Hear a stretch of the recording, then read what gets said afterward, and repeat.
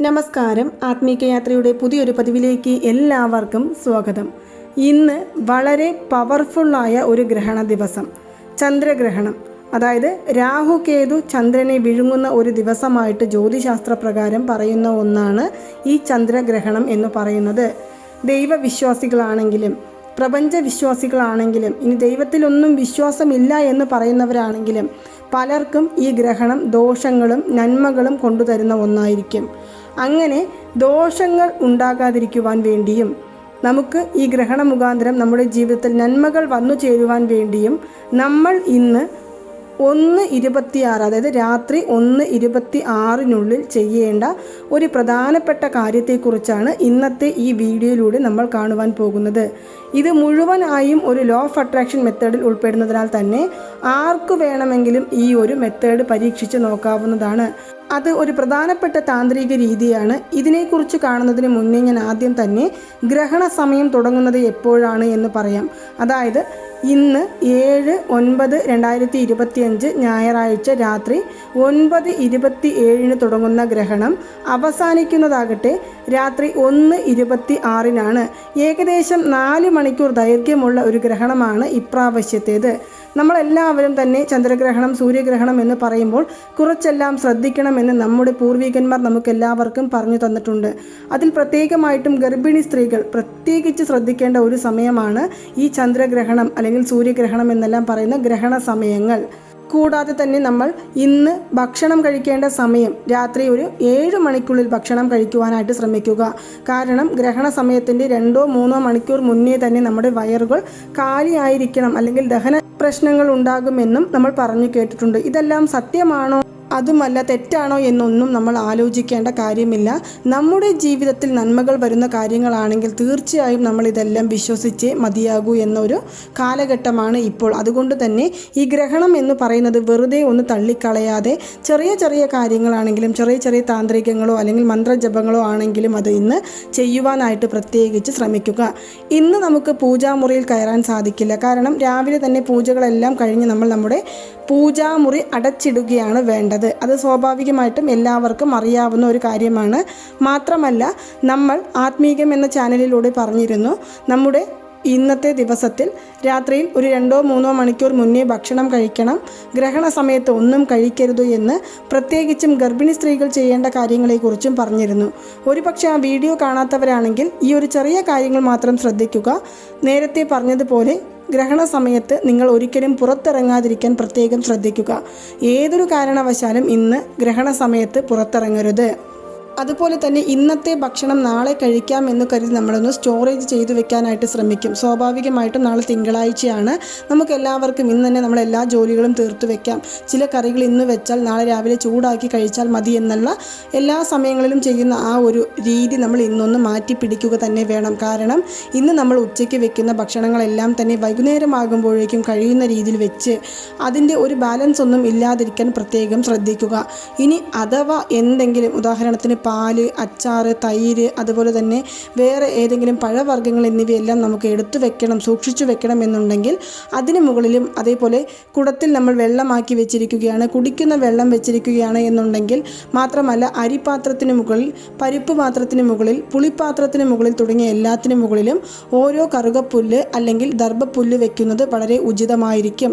നാളെ രാവിലെ എഴുന്നേറ്റ ഉടൻ ഈ കറുകപ്പുല്ലും അതുപോലെ തന്നെ ദർഭപ്പുല്ല് എന്താണോ നമ്മൾ വെച്ചിരിക്കുന്നത് അത് എടുത്തു മാറ്റി അതിനുശേഷം നമ്മൾ കുളിച്ചതിനു ശേഷം മാത്രം വെള്ളം കുടിക്കുവാനായിട്ട് പ്രത്യേകം ശ്രദ്ധിക്കേണ്ടതാണ്. ഇനി അതുപോലെ തന്നെ ഈ ഗ്രഹണം പല രാശിക്കാർക്കും അല്ലെങ്കിൽ പല നക്ഷത്രക്കാർക്കും നന്മകളും അതുപോലെ തന്നെ ദോഷങ്ങളും കൊണ്ടുവരുന്ന ഒരു ഗ്രഹണ സമയമാണ്. അതുകൊണ്ട് തന്നെ ഈ രാഹു കേതുവിൻ്റെ ദോഷം നമ്മളെ ഏതൊരു രീതിയിലും ബാധിക്കാതിരിക്കുവാൻ വേണ്ടി നമ്മൾ ഒരു ചെറിയ താന്ത്രികം കൂടി ചെയ്യേണ്ടതുണ്ട്. ആദ്യം ഞാൻ പറഞ്ഞതുപോലെ ഇത് മുഴുവനായും ഒരു ലോ ഓഫ് അട്രാക്ഷൻ മെത്തേഡിൽ ഉൾപ്പെടുന്നതിനാൽ തന്നെ ആർക്ക് വേണമെങ്കിലും ഇന്ന് ഇത് ചെയ്യാവുന്നതാണ്. ഇന്ന് രാത്രി 1:26 മുന്നേ നിങ്ങൾക്ക് ഈ ഒരു മെത്തേഡ് എപ്പോൾ ചെയ്യുവാൻ സാധിക്കുന്നുവോ അപ്പോൾ ചെയ്ത് ഞാൻ ഇവിടെ പറയുന്ന ഈ ചെറിയ ഒരു മന്ത്രം നമ്മൾ ജപിക്കേണ്ടതാണ്. ആ താന്ത്രികം എന്ന് പറയുന്നത് നമ്മുടെ ഇടതു കൈയിൽ നമ്മുടെ പെരുവിരലിന് താഴെ വരുന്ന ഈ ഒരു സ്ഥലത്ത് നീല നിറത്തിലുള്ള മഷിയോ കറുപ്പ് നിറത്തിലുള്ള മഷിയുള്ള പേനയെടുക്കാം. സാധാരണ ഇതുപോലുള്ള മെത്തേഡുകൾ ചെയ്യുവാനായിട്ട് നമ്മൾ കറുപ്പ് നിറത്തിലുള്ള മഷികൾ ഉപയോഗിക്കാറില്ല. പക്ഷേ നമ്മൾ ഈ ഒരു മെത്തേഡ് ചെയ്യുവാനായിട്ട് ഇന്ന് കറുത്ത നിറത്തിലുള്ള മഷിയുള്ള പേനയോ അല്ലെങ്കിൽ നീല, ഇതിൽ രണ്ടിൽ ഏതെങ്കിലും ഒന്ന് എടുത്ത് ഞാൻ ഇവിടെ വരച്ചിരിക്കുന്നത് പോലെ ഒരു 2 ഡോട്ട് വെച്ച് പിന്നീട് ഞാൻ ഈ ചിത്രത്തിൽ കാണിച്ചിരിക്കുന്നത് പോലെ ഒന്ന് വരച്ചു വെക്കാവുന്നതാണ്.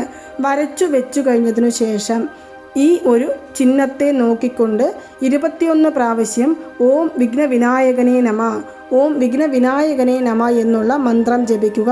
കാരണം രാഹുകേതു ദോഷമുള്ളവർ നമ്മുടെ ജീവിതത്തിൽ ആ ദോഷം ഏൽക്കാതിരിക്കുവാൻ വേണ്ടി, നമ്മുടെ ജീവിതത്തിൽ ആ തടസ്സങ്ങൾ ഇല്ലാതാകുവാൻ വേണ്ടി നമ്മളെ സഹായിക്കുന്ന ഒരേ ഒരു ഭഗവാൻ എന്ന് പറയുന്നത് സാക്ഷാൽ വിനായക ഭഗവാനാണ്.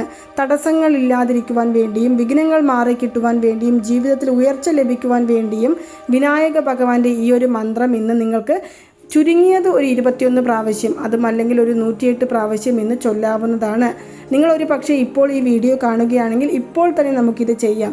ഇനി അഥവാ ഗ്രഹണ സമയത്ത് ചെയ്താലും പെട്ടെന്ന് ഫലം കിട്ടും. ഇനി ഈ മന്ത്രം ചൊല്ലാൻ സാധിക്കില്ല, ഞങ്ങൾ ഇതുപോലുള്ള താന്ത്രികങ്ങളൊന്നും ചെയ്ത് ശീലമില്ല എന്ന് പറയുന്നവരാണെങ്കിലും നിങ്ങൾക്ക് ഈ ഒരു സമയത്ത് ധ്യാനം ചെയ്യാവുന്നതാണ്. നമ്മൾ ഈ പ്രപഞ്ചത്തെ വശ്യം ചെയ്യുവാൻ ഏറ്റവും പറ്റിയ ഒരു സമയം എന്ന് പറയുന്നത് ഈ ഗ്രഹണ സമയം തന്നെയാണ്. അല്ലാതെ നമ്മൾ ഉറങ്ങുകയാണ് എന്നെല്ലാം പറഞ്ഞ് നമ്മൾ ആ ഒരു സമയത്തെ തള്ളിക്കളയരുത്. ഏകദേശം ഒരു 10 മിനിറ്റെങ്കിലും നമ്മൾ ഇന്നൊരു ധ്യാനം ചെയ്യുവാനോ അല്ലെങ്കിൽ മന്ത്രജപത്തിന് വേണ്ടിയോ, അതും അല്ലെങ്കിൽ നമ്മൾ ഒരു ദീപം തെളിയിച്ചു വെച്ച്, നമ്മുടെ പൂജാമുറി തുറക്കരുത്, പൂജാമുറിയിലല്ലാതെ ഹാളിൽ ഒരു ദീപം തെളിയിച്ചു വെച്ച് നമ്മൾ നമ്മുടെ ആഗ്രഹങ്ങളെ ഒരു വഴനയില അല്ലെങ്കിൽ ബേ ലീഫ്, അതും അല്ലെങ്കിൽ നമുക്ക് ബിരിയാണി ഇല എന്ന് പറയും, ഈ ഒരു ഇലയിൽ എഴുതി അതിനെ ഒന്ന് കത്തിച്ച് ഈ പ്രപഞ്ചത്തിലേക്ക് ചാമ്പലായി ഊതി വിടുന്നതും വളരെ നല്ലതാണ്. ഇതെല്ലാം തന്നെ പെട്ടെന്ന് നമുക്ക് ഫലം തരുന്ന ഓരോ രീതികളാണ്.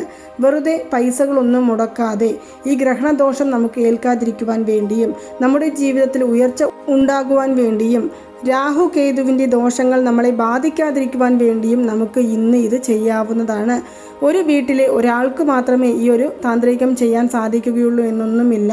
നിങ്ങൾക്ക് വീട്ടിലെ മറ്റുള്ളവരോടും ഈ താന്ത്രികം ചെയ്യുവാൻ താല്പര്യമുണ്ടെങ്കിൽ ഇതൊന്ന് ചെയ്യുവാനായിട്ട് പറയുക. താന്ത്രികം എന്നതിലുപരി ഇത് നമുക്ക് ഈ പ്രപഞ്ചത്തെ വശ്യം ചെയ്ത് നമ്മുടെ ആഗ്രഹങ്ങളെ നിറവേറ്റിയെടുക്കുവാനും നമ്മളെ യാതൊരു വിധത്തിലുള്ള ദോഷങ്ങൾ ബാധിക്കാതിരിക്കുവാനും വേണ്ടിയുള്ള ഒരു മെത്തേഡാണ്. നമ്മളെല്ലാവരും പറയും പല സന്ദർഭങ്ങളിലും ഏതൊരു കാര്യം എടുത്താലും തടസ്സങ്ങളാണ്, നമുക്ക് ഈ തടസ്സങ്ങൾ എപ്പോഴാണ് മാറിക്കിട്ടുക എന്നറിയുന്നില്ല, എന്തു ചെയ്താലും പരാജയമാണ് എന്നെല്ലാം പറഞ്ഞ് വിഷമിക്കുന്ന ഒരു സന്ദർഭങ്ങൾ ഉണ്ടാകും. അങ്ങനെയുള്ള തടസ്സങ്ങൾ ഇല്ലാതാകുവാനും അല്ലെങ്കിൽ നമ്മുടെ ആ ഒരു വിഘ്നങ്ങൾ മാറിക്കിട്ടുവാനും പ്രപഞ്ചശക്തിയും ദൈവിക ശക്തിയും ഒരുമിച്ച് നമ്മളെ അനുഗ്രഹം ചെയ്യുന്ന ഒരു സമയം കൂടിയാണ് ഈ ഗ്രഹണ സമയം എന്ന് പറയുന്നത്. കഴിവതും നേരത്തെ പറഞ്ഞതുപോലെ ഈ ഒരു സമയത്ത് ഭക്ഷണം കഴിക്കാതിരിക്കാൻ ശ്രദ്ധിക്കുക, TV-കൾ നോക്കുക, അതുപോലെ മൊബൈൽ ഫോണുകൾ നോക്കാതിരിക്കാൻ പ്രത്യേകം ശ്രദ്ധിക്കുക. മറ്റുള്ളവരെ കുറിച്ച് കുറ്റങ്ങളോ കുറവുകളോ അല്ലെങ്കിൽ വേറെ ഏതെങ്കിലും കാര്യങ്ങളോ ചെയ്യാതിരിക്കാൻ പ്രത്യേകം ശ്രദ്ധിക്കേണ്ട ഒന്നാണ്. നമ്മൾ ചെയ്യുന്ന ചെറിയ ചെറിയ താന്ത്രികങ്ങളും അല്ലെങ്കിൽ വഴിപാട് രീതികളും ചൊല്ലുന്ന മന്ത്രജപങ്ങളും എല്ലാം തന്നെ നമുക്ക് പെട്ടെന്ന് ഫലം തരുവാൻ വേണ്ടിയും നമ്മുടെ ആഗ്രഹങ്ങളെ ബൂസ്റ്റ് ചെയ്ത് ഈ പ്രപഞ്ചത്തിലേക്ക് എത്തിക്കുവാൻ വേണ്ടിയുമുള്ള ഓരോ കാര്യങ്ങളാണ്. ഈ പ്രപഞ്ചശക്തിയുടെ അനുഗ്രഹം ഉണ്ടെങ്കിൽ നമ്മുടെ ജീവിതത്തിൽ നമുക്ക് ഏത് കാര്യങ്ങൾ വേണമെങ്കിലും നേടിയെടുക്കുവാൻ സാധിക്കും എന്ന് നമുക്ക് എല്ലാവർക്കും തന്നെ അറിയാവുന്ന കാര്യമാണ്. അതിനോടൊപ്പം തന്നെ നമ്മുടെ ജീവിതത്തിൽ നമുക്ക് അറിയാതെ നിൽക്കുന്ന ബ്ലോക്കേജുകളെ മാറ്റിയെടുക്കുവാനും ഈ പ്രപഞ്ചം നമ്മളെ സഹായിക്കുന്നതായിരിക്കും. അതുകൊണ്ട് തന്നെയാണല്ലോ നമ്മൾ മണി ബ്ലോക്കേജ് മാറിക്കിട്ടുവാൻ വേണ്ടിയും തടസ്സങ്ങൾ മാറിക്കിട്ടുവാൻ വേണ്ടിയുമെല്ലാം ഓരോ ലോ ഓഫ് അട്രാക്ഷൻ മെത്തേഡുകൾ ചെയ്യുന്നത്, സ്വിച്ച് വേർഡുകൾ ചൊല്ലുന്നത്, മാനിഫെസ്റ്റേഷൻ മെത്തേഡുകൾ ചെയ്യുന്നത് എല്ലാം. അതുകൊണ്ട് നിങ്ങൾ ഇന്ന് മറക്കാതെ രാത്രി 1:26 അതായത് നമ്മുടെ ഗ്രഹണ സമയം കഴിയുന്നതിന് മുന്നേ ഒരു പ്രാവശ്യമെങ്കിലും ഈ ഒരു മെത്തേഡ് പരീക്ഷിച്ച് നോക്കുക. തീർച്ചയായും നമ്മുടെ തടസ്സങ്ങളെല്ലാം മാറിക്കിട്ടുകയും നമ്മുടെ ആഗ്രഹങ്ങളെല്ലാം നിറവേറിക്കിട്ടുകയും നമ്മുടെ ജീവിതം ഉയർച്ചയിലേക്ക് എത്തുകയും ചെയ്യുന്നതായിരിക്കും. അപ്പോൾ നിങ്ങൾക്ക് എല്ലാവർക്കും ഈ ഒരു വീഡിയോ ഇഷ്ടമായി കാണുമെന്ന് വിശ്വസിക്കുന്നു.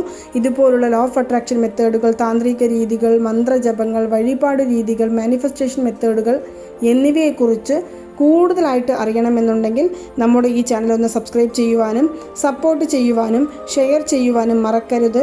നന്ദി, നമസ്കാരം.